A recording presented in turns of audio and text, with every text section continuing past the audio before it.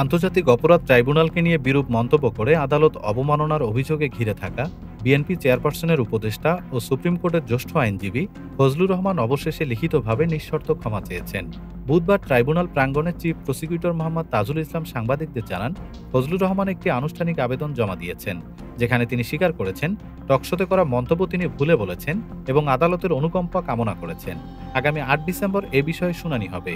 এর আগে ৩০ November tribunal ১-এর chairman বিচারপতি মোহাম্মদ গোলাম মর্তুজা মজুমদারের নেতৃত্বাধীন বেঞ্চ ফজলুর রহমানকে সশরীরে হাজির হয়ে ব্যাখ্যা দেওয়ার নির্দেশ দিয়েছিল।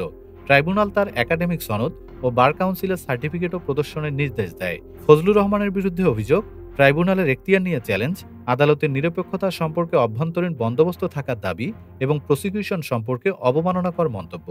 এসব বিষয় ২৬ নভেম্বর প্রথম শুনানিতে উত্থাপন করা হয় এবং 24 টেলিভিশনের মুক্তবাক টকশোতে দেওয়া তার বক্তব্যের ভিডিও প্রমাণ হিসেবে ট্রাইব্যুনালে বাজানো হয়। এখন লিখিত ক্ষমা প্রার্থনার পর কী সিদ্ধান্ত আসে তা জানতে সকলের দৃষ্টি আগামী ৮ ডিসেম্বরের শুনানির দিকে।